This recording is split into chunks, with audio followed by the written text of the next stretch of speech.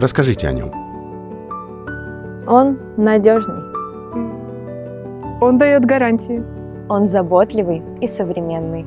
А кто он? Фит-сервис. Фит-сервис. Фит-сервис. Автосервис «Фит-сервис». Безупречный сервис для автомобиля и автомобилиста.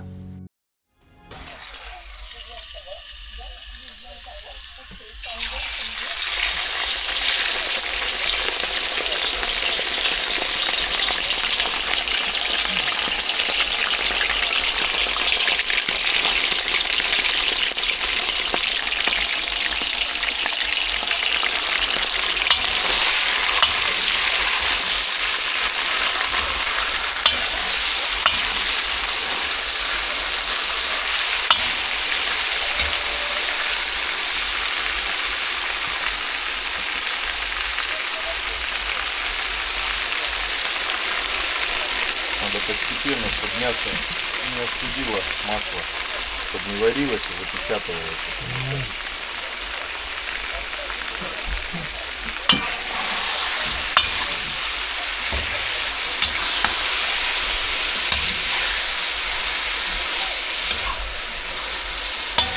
Вот уже на грани, вот оно еще чуть-чуть и будет вариться.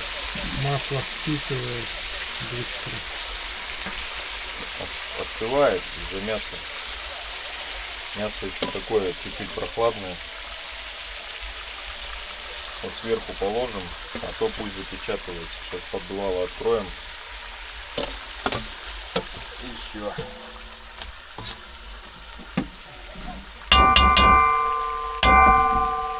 Подожди, сейчас еще лучок сверху.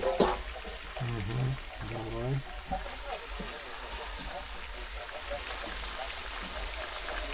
И ничего у нас будет, только классика. Лук, соль, перец. И все. Все, сейчас поддувало открою. Пошла мука.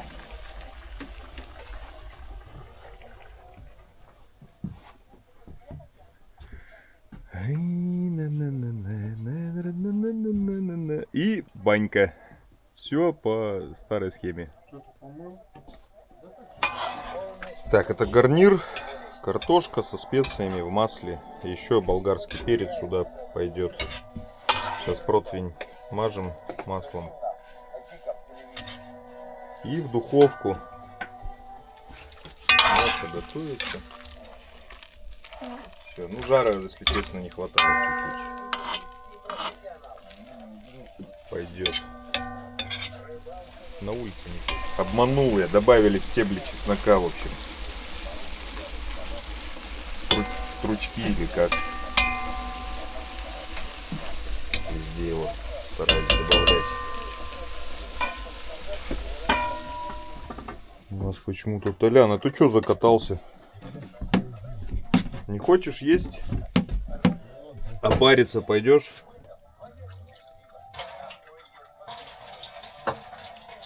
Ты как этот с нашей Раши, сифон и борода.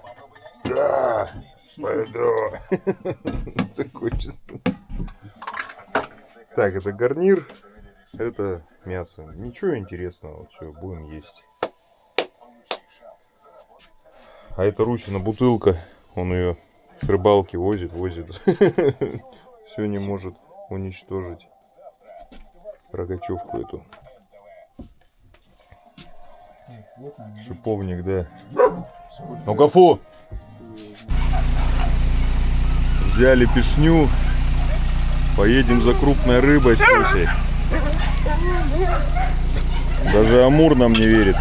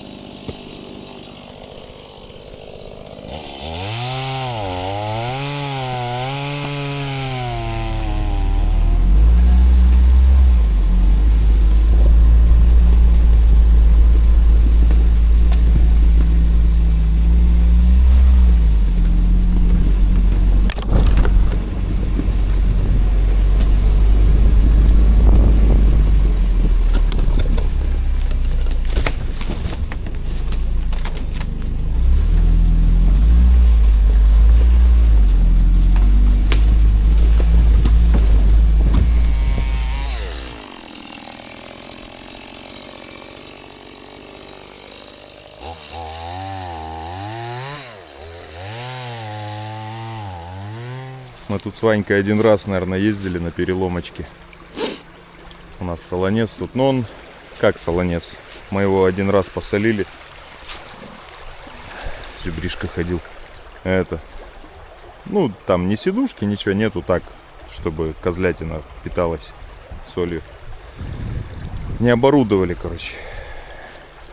Вот сейчас хотим заехать, посмотреть, что там происходит. И еще мысль какая.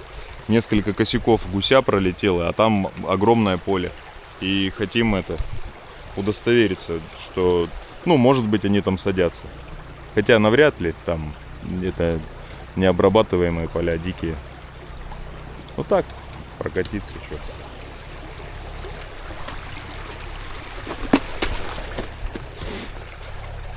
Это очень дикий край тут. Ну, не бывает людей просто. Ни дорог, ничего здесь нет. Мы иногда вот пешком заходим. Очень редко. Даже на рыбалку на этот ключ не ездили. Ну, от нас далековато и смысла нет, и там рыба ловится. А так, как в плане путешествия, хорошая практика. Ну, а тем более, если имеется такая техника, то почему бы и нет? Почему бы, собственно, и... Тут колючая проволока уже буквально, наверное, километр. И контрольно-следовая полоса, КСП так называемая. Граница с Китаем, туда уже все, никто не заедет. Ну и оттуда, соответственно, тоже. Поэтому тайга здесь такая нетронутая, девственная, так сказать. Блин, я, балбес, коптер забрал. Готовил его, хотел здесь взлететь, показать, как бы, красоты. Так, это вот эта дорога у нас на колючую проволоку идет, заросшая. Вот видите, много лет никто там не ездит. А здесь вот Иван как-то пропиливался. Но тут вот рекой все залито. Не знаем, как получится проехать нам дальше там. На переломке, говорю, мы сюда как-то ездили. На Рев ездили как-то один раз. Пытались удачу свою испытать. Не повезло нифига. Пасмурно было, звери не откликались. Сейчас тут надо будет нам искать направление, где мы тут давным-давно пропиливались с Иваном. Короче, Руся, пенечки ищи, спиленные ветки, деревья, чтобы на глаза попадались, и только так поедем. Ну, пока вроде направление верно. Где-то мы на переломке тут. Ну, тут все позавалить могло. Я вот думаю, может, тут мы сунулись.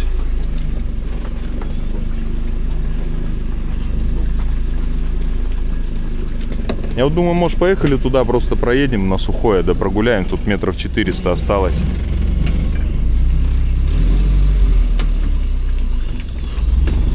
Взад можно еще. Можно. Хорош, ну.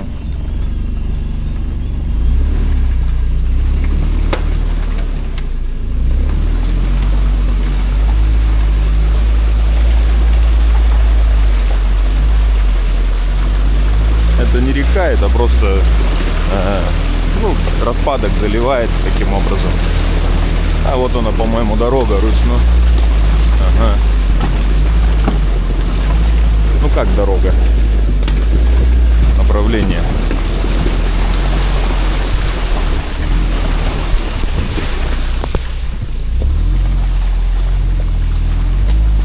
Пропилы видишь?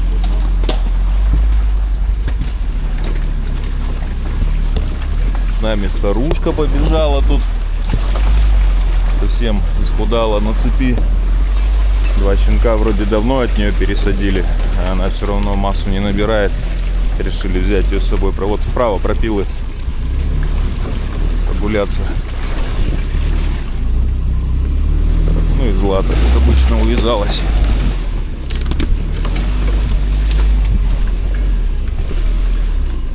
Налево вот, ага.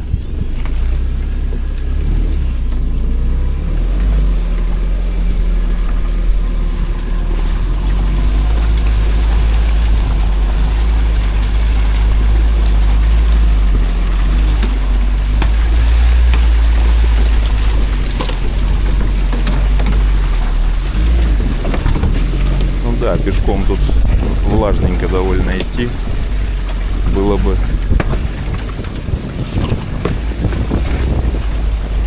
Все, мы уже с Руськой по качкарнику прям до Солонца. Вон 50 метров осталось. Вот сейчас едем, думаем, наверное, если Ванька смотрит видео, наверное, нету смысла его солить. Этот солонец раз вот так заливает по весне. Какой смысл? Всю соль вымывает. Даже если на, ну, как биотехнические мероприятия, то в этом нет необходимости.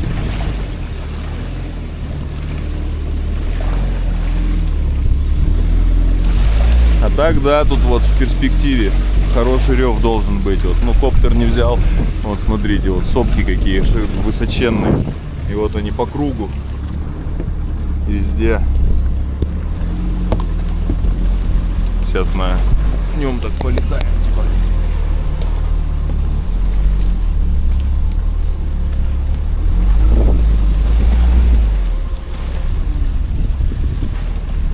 Не, какой тут солонец? Вот, все. Утонуло. Все утонуло. Ну так-то видно, да, что приходили по лету, осенью. Мы тут не были, говорю, вот как посолили. Все, ну корни выели, корни, получается, ну все были в земле, корни все, получается, выедены на поверхности.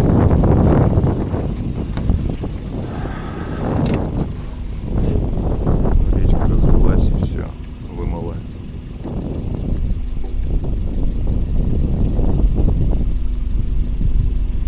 Ну да, если с целью биотехнии, то нужно это. Обглодали, да, вот он там сверху же клал кусок соли. Соль текла по стволу. Все объели.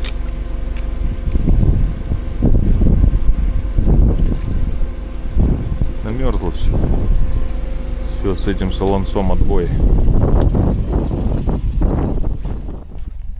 Вот, зверь даже приходит и в этих условиях пытается какую-то соль найти, которой давно уже здесь нет. Тут все пообглодали. Тут как кусок соли Ванька клал, здоровый. Тут и дятлы вон постарались.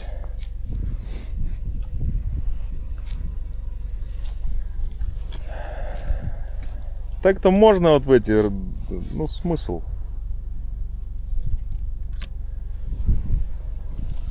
Желоба в эти насыпать. Она, которая будет соль падать в землю, они бы с землей ее ели, а так она вся в воде растворяется. Друзья, давайте так вот с целью просто из уважения трудов моего друга, который пробирался сюда, пропиливал там кусты, ветки, дорогу, там, ну, силы свои тратил. Мы по половиночке хотя бы вот положим, пусть зверь продолжает сюда ходить спокойно, мирно, никаких тут ни сидушек, ничего не будет, нет. Так что пусть они спокойненько тут едят соль. Вот такую соль приобрел опять на Озоне для крупнорогатых. Ну, короче, для всех пойдет. Сейчас по половинке разделю вот сюда и сюда. Ну, может, жолоб там чуть-чуть. Соли мало, поэтому придется немного экономить. Ну, в общем, подсолили, как получилось. Тут под корни позабивал. Тут вот полная лунка. Сейчас тоже под корни это все размельчу еще обухом топора. Под корни потолкаю. Ну, пойдет нормально.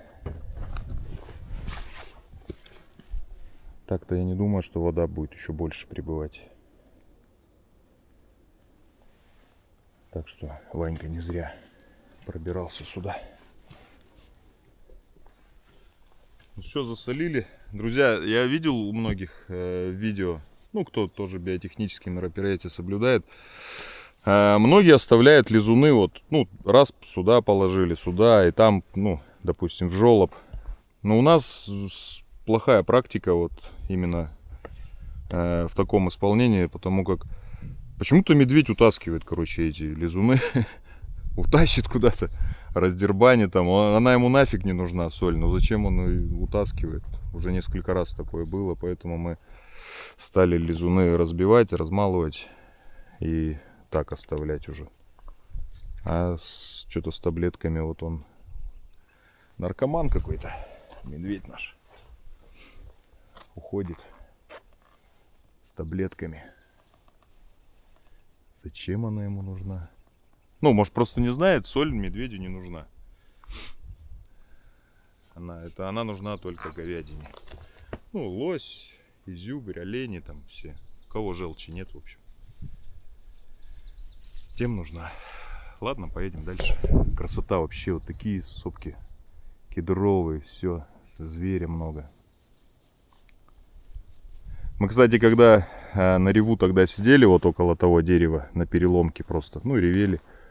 Сюда, наверное, косуля 4-5 вышла. Злата в кузове у нас в переломке сидела. Там канистры, ГСМ, там все такое. И как она учуялась. И сидела, зарычала и гавкнула. И все. И давай козлы со всех сторон тут бявкать. Ну и мы поняли, что уже изюбрь точно не придет. Надо уезжать. Потом дождь еще пошел. Ну все, поедем. Руся вчера инструкцию читал Арктики. Ну, у него новый термос и инструкция. Там что написано было? В умелых руках превращается в 2 кружки. Стакан превращается, ну, в 2 кружки. В 2. Руся говорит, а у нас в наших руках в 2 кружки еще и в рюмку. Вот эта вот шняга тоже, ну, вот эта штука тоже отсоединяется. А не, горячая. Прольет. Точно. Получается, у нас супер умелые руки. Надо инструкцию переписывать производителей Арктики.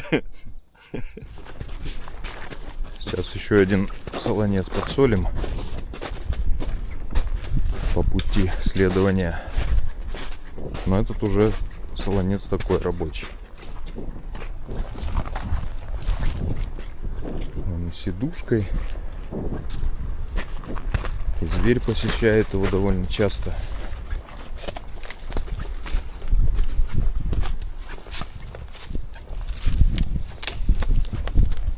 О, как тут. Вон сидьба. Была крыша. Все ее снегом, ветром поизорвало.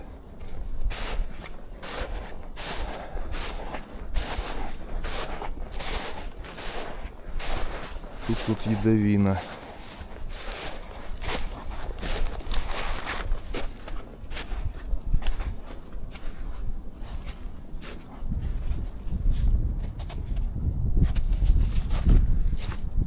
Корни бы солить, а тут камень один. Ну, тут может подзасолить.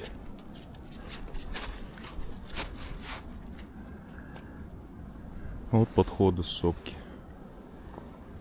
Тут тоже. Это такой не сильно ходовой солонец.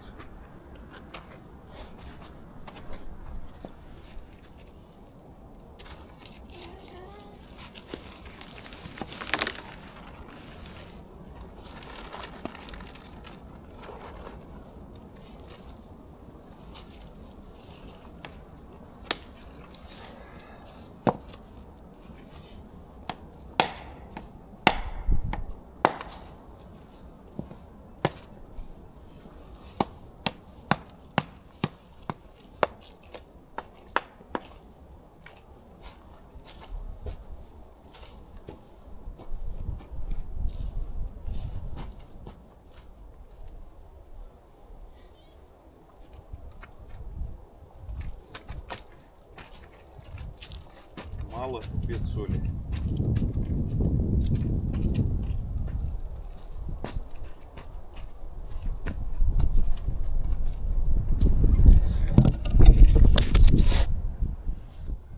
Не знаю, в какой момент камера упала, но, скорее всего, что-то не засняла. А тут снимать ничего. Главное, вот соль, чтобы видна не была. Ну, сейчас-то все равно. Здесь никто сидеть не собирается. Ну, а кто солит, вот. Нужно, чтобы белого вот этого не было. Зверь боится, не идет. А если вы на пантача садитесь и не солили до этого, и думаете взять пару пакетиков соли, просыпать, то ничего хорошего с этого, поверьте, не выйдет. Ну, лучше взять тузлук, соль с водой, круто посоленная, и вот лучше поливать такой смесью. А самое хорошее, это вот тузлук из-под папоротника. Вот эта тема. Как наркоманы ходят. Не знаю почему. А вот чисто, говорят, папоротником, если пересыпать, то это травишь. Нам еще, кстати, тут древний один солонец есть около поля того, ну, нашего овсяного. Там низкая сидьба такая, мы его не ремонтировали, ничего. Ну и чтобы не было потом никаких разговоров, что поле, тут сидушка, там никто там стрелять никого не собирается. Мы хотим тот солонец затравить, чтобы вообще там никого не было, сидушку убрать. Вот. Так что, а так как ни разу солонцы не травили, потому что, ну как, смысл, как бы, если солишь свой солонец, а чужие, ну, никогда не травили и не сидели на чужих. Так что нам нужен рецепт, как затравить солонец. Давайте, мужики, делитесь. Я слышал, что мыло хозяйственное есть. Сергей Саныч там еще какой-то в аптеке там фигню говорил. Электрод можно воткнуть 1-2. Ну и все, на этом мои познания вот в этой сфере закончены. Вот такие скудненькие у нас познания. Так, ну тут мы еще подсолим. Еще 3 солонца.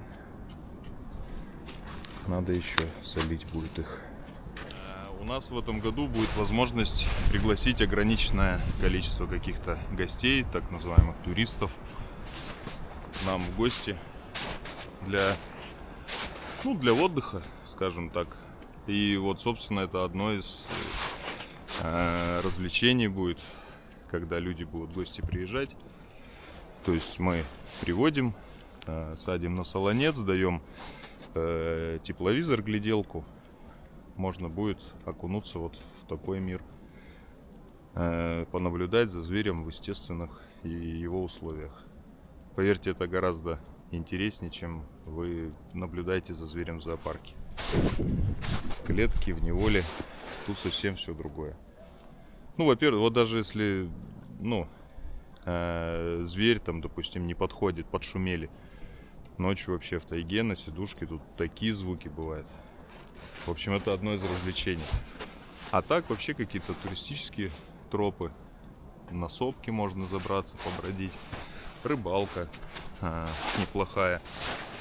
Ну, опять же, рыбалка, вот сколько съесть сможете вот за один раз, вот столько и ловите, собственно. Больше и не надо. К пчелам можно сходить, к дальневосточной пчеле. А то смотришь иногда видео, смотришь, люди раз по пояс раздетые. Ну, Женя у нас тоже там выображает по пояс раздетый. Нажалят его, потом сидит вечерами там, охает-ахает. К пчелам сходить. Да, можно много чем позаниматься. Придумаем. Жить вот в отдельном домике. Ну, вот где я живу, в большом вот в этом. Все необходимое там есть. В принципе, все готово. Мы с Иваном давно планировали такой вид деятельности. Экотуризм, так сказать. Охота, как бы, она мало интересует, если честно. Она нас, в принципе, мало самих сейчас интересует. Ну, вот меня. Мне интересно стало. Как бы никаких сложностей уже как-то я не выпендриваюсь, не вызывает. Раньше, если такие времена были, что нужно было пополнять запасы мяса дома еще, куда ни шло. А сейчас, не голодаем. добыть зверя не тяжело, зверя здесь в избытке. Поверьте, вот у нас в стране не так много таких укромных мест, и с каждым днем их становится все меньше и меньше. Где девственная природа, не тронутая человеком. И мы прекрасно осознаем, что не сегодня, а завтра сюда тоже пожалуют какие-нибудь заготовители леса, разработка там полезных ископаемых и добыча. Поэтому хотелось бы, чтобы люди окунулись в такую природу, девственную тайгу. Поделиться красотами, так сказать. Мне многие писали, хотели бы приехать. Не все же там хотят приезжать там и на условиях: вот мы вам поможем, там, слово паразит такое,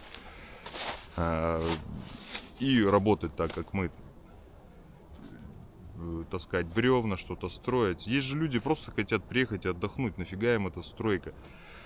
Они на работе вкалывают где-то умственным, где-то физическим трудом. И еще сюда приезжаешь, Лехе тут помогать с Иваном избушки или еще что-то строить.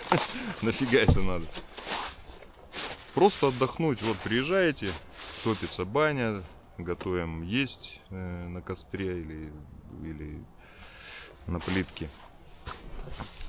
Многие писали. Так что вот в этом году мы можем кого-то пригласить. Опять же, не какое-то паломничество открывать, а одну-две группы в месяц мы можем принимать. Единственная сложность сейчас — это, конечно, трансфер сюда. Добраться, тяжеловато, чтобы кишки ваши остались, все ваши внутренности на месте. Нужна какая-то техника, которая позволит гораздо комфортнее переживать вот это бездорожье, которое творится у нас там. Мы-то уже привыкшие к этой тряске, морально себя готовим, а многие люди даже не подозревают, какая тут дорога. А дороги, собственно, можно сказать, нет. Поэтому вопрос с техникой вот сейчас будем решать в ближайшее время. Желательно, чтобы было что-то трехмостовое и на низком давлении. На 66-й. Двумя единицами будем ехать. 66-я, допустим, наша. И еще какая-то техника для гостей. Все, затянулось видео.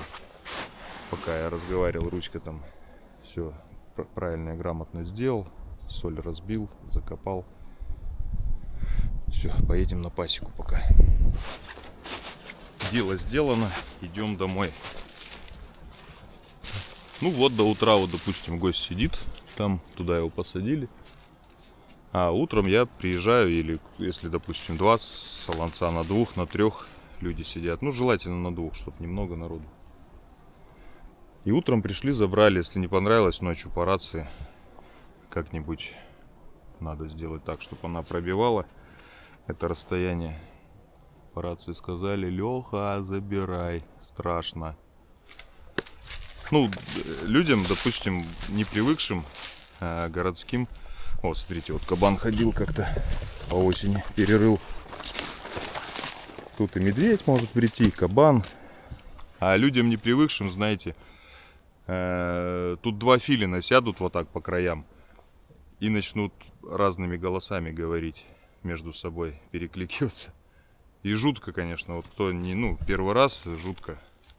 Я понимаю, люди могут не выдержать всю ночь такого сумасшествия и скажут: забирай. Придется идти ночью забирать с фонарем. Все, поедем. Я думаю, что наша старушка тут стоит, а тут вон кокусики кабани, смотрите-ка. Вот он тут покекал, прошел. Появляются, значит, потихонечку. Появляются. Вы знаете, это с одной стороны радостная новость, а с другой стороны уже столько лет прошло. И собачки, которые натасканы по изюбрю. У нас когда-то была сложность, собаки натасканы по кабанам, а его не стало. пришлось перестраиваться на изюбря. Они не идут по нему. Более сложная охота для собаки на изюбря. Вот, пришлось выращивать, вот, натаскивать именно по изюбрю. Вот сейчас все хорошо. Натаскали, собачки работают. И появляется кабан. И может произойти у них недооценка этого зверя. Дистанция работы плотная.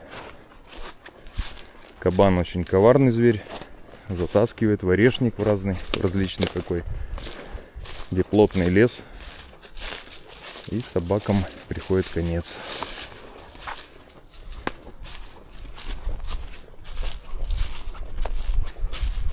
Ну, что теперь поделаешь? Я вот тут как-то осенью шел, друзья, и даже пометку поставил в навигаторе, а камеры не было. И вот тут вот с этого дерева вот какие-то вот такие побеги, или что это такое? Или кто-то там живет, там серит. Ну да не. И вот этот, вот эти вот, ну не знаю, типа почек что-то.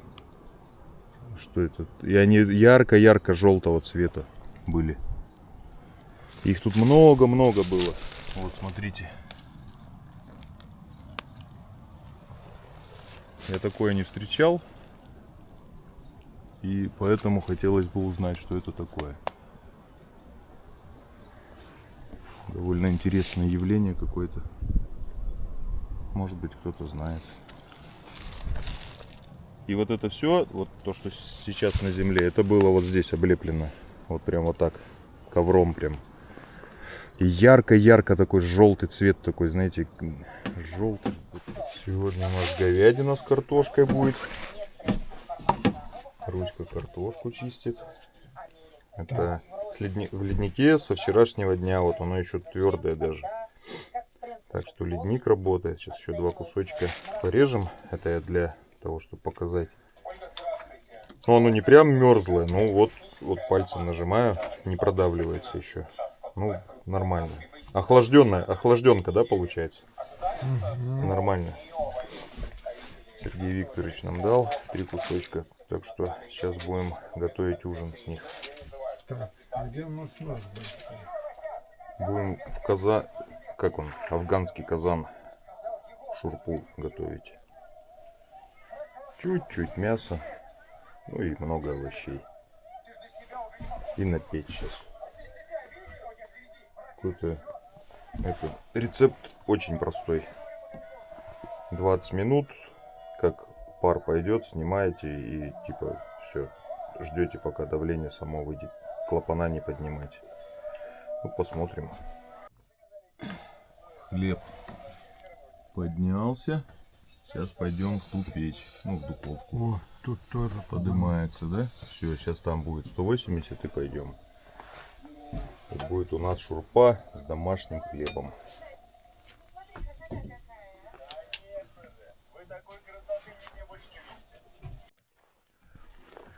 Идем сейчас хлебушек будем печь. Златонька у нас тут отдыхает, девочка маленькая, труженица наша. Ну мы сейчас так зайдем без тапочек. Так, сейчас. Опа. Хадыга. У нас 2 перчатки и обе на левую руку. Смотри, не ошпарься сейчас оттуда. Хопа, подожди секунду, подожди. Жар оттуда фигачит. Как открываешь. Все, можно ставить. Оп! Хлебушек наш. Чаек тут у нас. Что, не до конца? Не, вот так вот, ага. Да. Все, закрываем. Можешь закрыть? Не горячо? Снизу. Нормально. Ага. Все, подкидываем сейчас, получается, на 5 ставим. Вот не знаем по времени сколько. Вот сейчас 150 там было. Сейчас подкинем. 180 будет. Разберемся сейчас. На 5 поставили. Сухенькими мы. Хопа. И все. Сейчас она махом. Хлебушек нам приготовит и чаек свежий. Водичку, правда, только утром берем. А потом уже грязная бежит с ручья.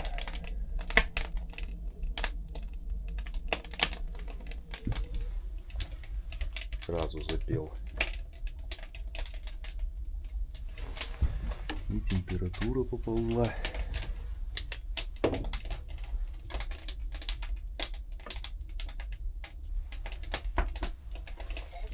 У нас серый хлеб получился, а не белый. Да не, передержали, конечно, нифига. У нас нож даже туда не входит.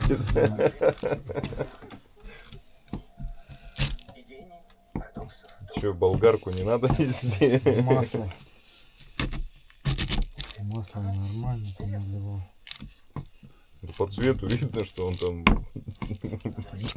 долго румянился. Питал масло. Так, ладно, мы эвакуацию продолжаем. Потом включу. Так, давайте тут посмотрим, лишь бы тут выбивать не пришлось ничего. Ой, шурпа какая у нас. Ой, какая шурпа. А пахнет как. Ну вот, жиденькая, все.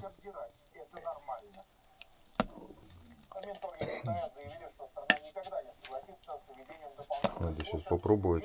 Мясо вообще приготовилось, нет? Шурпа. Мясо приготовилось, не в тушенку. Само то, не разварено. Все отлично.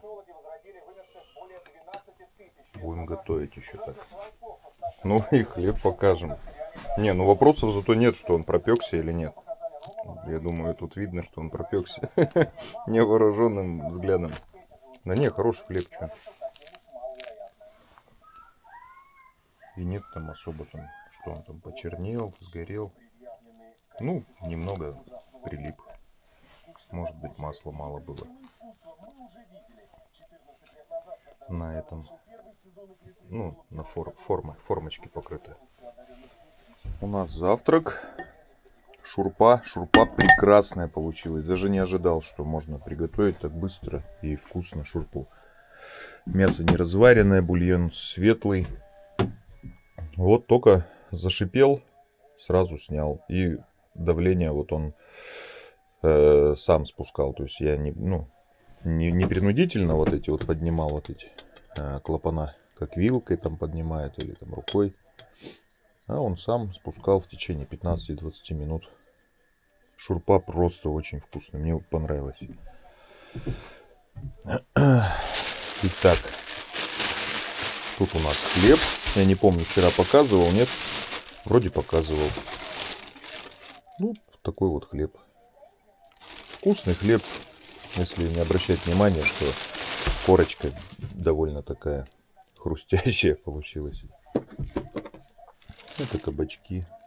Маленькие такие, знаете, где овощи продают. Ну, нет, они как домашние, а вот такие небольшие. Вкусные. Все, завтракаем, едем.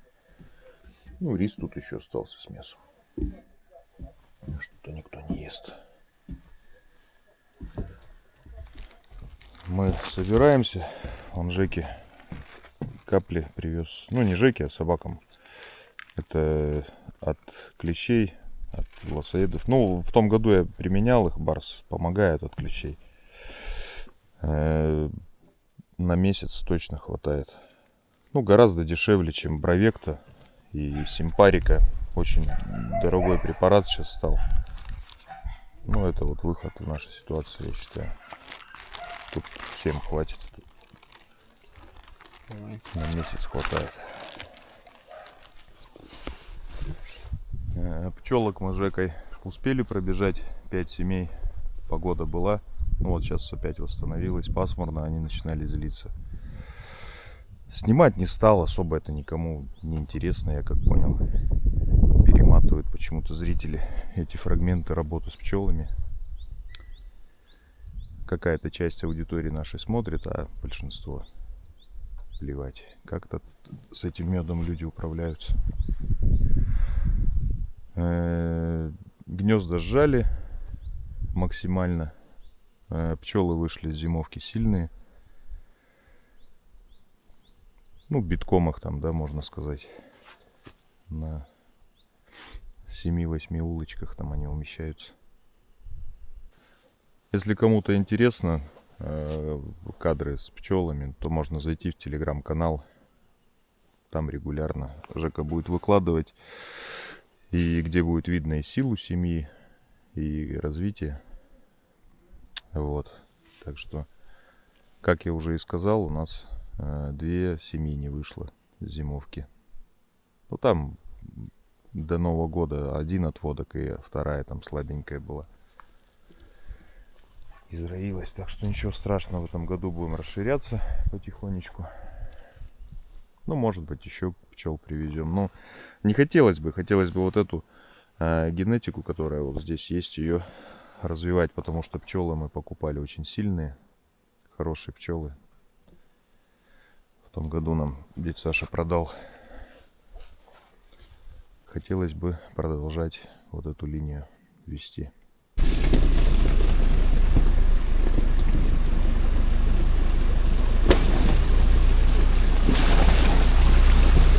Вот этого переезда опасались. Вроде все отлично, спокойно. А бывает тут наледь такая, 2 метра высотой, а посередине промоина. Перевозили мы как-то старое зимовье сюда. В такой ситуации 2 66-ми. Тут с наскоку уже так не получится. Но самая глубина, Русь, вот здесь под берегом. Тут? Да, самое глубокое место. А тут видишь, как раз между колес и расстояния нету ни хера.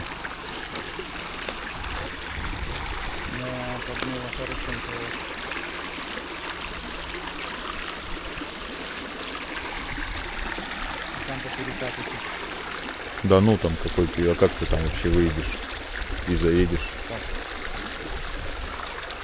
Ну, сейчас посмотрим. Здесь нормально, как выехаться можно. Ага.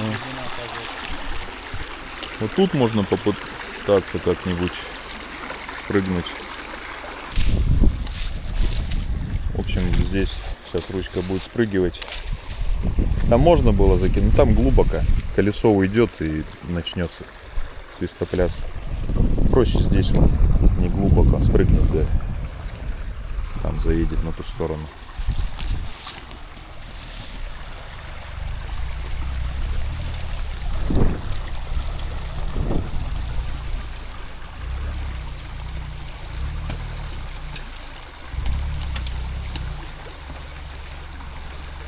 Русь, переедь назад, а!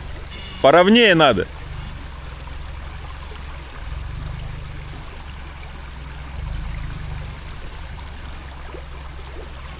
Можешь левее чуть-чуть, не бойся. Да, да.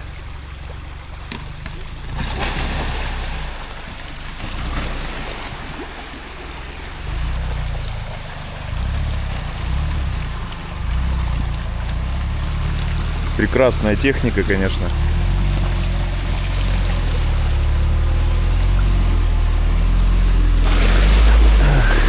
Немного расширяются возможности охотников, рыболовов с такими аппаратами. Да не немного, пожалуй. Запас прочности и проходимости достаточно высокий. Представляете, да, вот сейчас на любой технике тут, ну, кто-то скажет, на 9-ке там спрыгнул бы. А потом мы с этой 9-ки бы мост сделали по итогу, чтобы на 66-й проезжать. Вот мысли какие были. Вот здесь вот тумбу какую-то поставить, ну, сруб, да, допустим. Накидать камней туда вовнутрь, чтобы потяжелее. И длинные бревна на тот берег. Но вода значительно поднимается в период дождей. Не знаю, подмоет, не подмоет вот эту тумбу. Можно вообще не заморачиваться, просто бревна кинуть. Но бревна, скорее всего, подмоет. А так, срубик такой поставить, на него бревна на одну сторону, на другую сторону заезд вот сюда, допустим. Ну, я думаю, можно что-то придумать. Ну, так вот мучиться каждый год. Ну, или сани сделать. 4 толстенных бревна, вот, раз, и укосины. Можно просто, чтобы каркас был, допустим. Ты их туда загоняешь, а здесь, ну, кругляк вот такой вот скидан. Раз, потом наложил, чтобы они, ну, проще было их кантовать. Сани эти. Сани потом снегом просыпал, водой облил. Ну, вот эти кругляк, бревна. И все, и она будет держать. Или мост тут. Ну, блин, мост не знаю. В общем, у староверов сани через такие речки, ключи. Забрали мы термобокс наш огромный, потому что сейчас нужно будет летом возить продукты, которые требуют охлаждения. Места там совсем не осталось. Пришлось переложить все наперед. Здесь утяжелили, получается, переднюю часть, ну, для рулежки, чтобы было лучше. Там инструменты, там барахло всякое, ключи. Необходимый инструмент в дороге. Рыбы наловили, полный Ага, ящик. рыбу что-то Женька 2 дня таскал, нам будет, уже никто ее есть не мог. Че, чай попьем? Или там? Давай Да тут. там лучше, на мосту. Вы знаете, у нас вот все наши знакомые, друзья, у кого были когда-то гусеничные вездеходы, железяки мы их называем, МТЛБ, АТЛ, 71 газушка, ГТТ, вот все пересаживаются на такую колесную технику низкого давления. Ну, какие-то среднемоторные с крышами и по типу как на УАЗика, ну, Нивы, Бронто там. Ну, на них, конечно, не пересаживаются, я имею в виду такая комплектация, где, когда двигатель в переднем капотном, подкапотном пространстве находится. Проще в эксплуатации, дешевле запчасти, меньше затраты на ГСМ. Да масса преимуществ. Да, вы можете сказать, что я на вездеходе поеду, ничего пилить не буду, проломаю все и все. Ну, это вот единственное преимущество вездехода, которое можно поставить как бы в укор там, да, вот с подобной техникой. Тут иногда нужно слезать, пропиливаться, убирать ветки, кусты. По горельникам они плохо идут. Знаете, где вот горельник, листвянки, сучки вот эти горелые. Вот этих мест они боятся. Ну, это единственное вот недостаток. Ну, резина. А в частности, это вот еще и преимущество, да. Никакого вреда природе. Не давишь совершенно ни почву, ни грунт. Проехал, и даже следов не остается. А что было бы, если бы мы сейчас проехали на той же газушке? Перепахали бы все.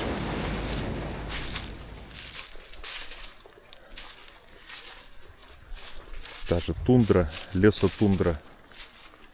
Вот эти на болотах ковры, все это рвет, портит. И куча бочек на железе сверху, на броне, чтобы производить дозаправку. Ага.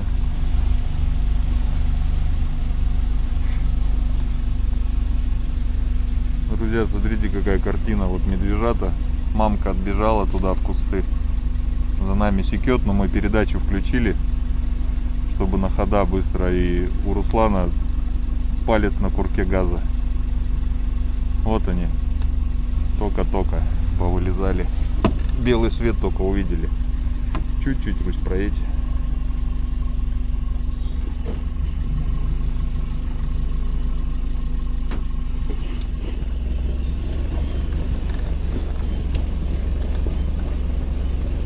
Сейчас немножко их поснимаем, не будем тревожить. Мамка их сейчас заберет и будет долго-долго их ругать. Пошли, пошли, поехали.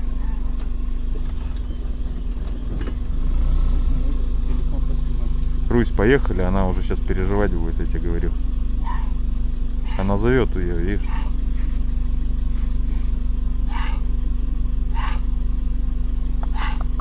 Руся, мы открыты тут сидим, сейчас она придет.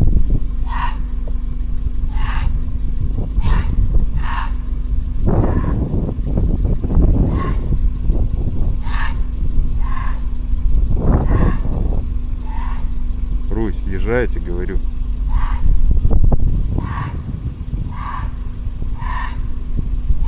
Друзья, никогда так не делайте, не стойте рядом с этими, с медвежатами.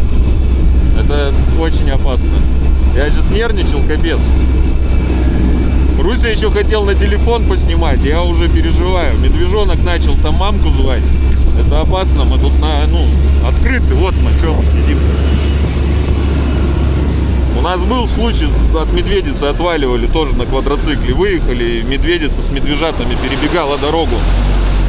Медвежата дальше побежали, а она разворачивается и на квадрик. Фиговая ситуация. Первый раз увидел, чтобы мамка медвежат бросила, ушла в сторону. Никогда такого не видел раньше. Раньше, если их увидишь с медвежатами, все, это надо или дерево искать, или что. Или оборону занимать. Но это черный медведь, это не буряк, который там, это барибал этот.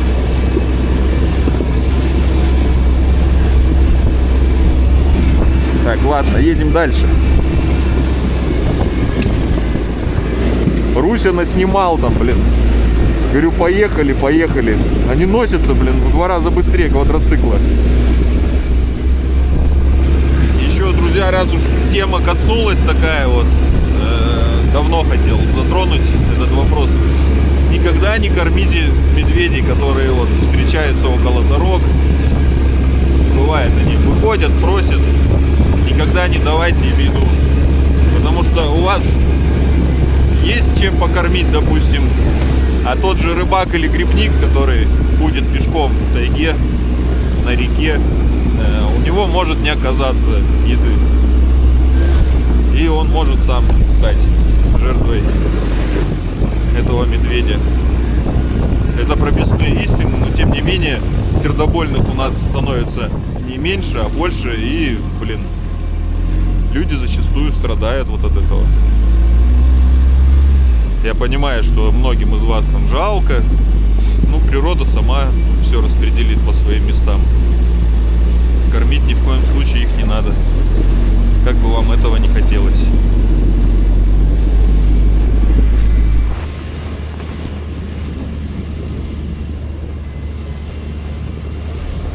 Друзья, на этих прекрасных видах заканчивается наше путешествие на пасеку весеннее.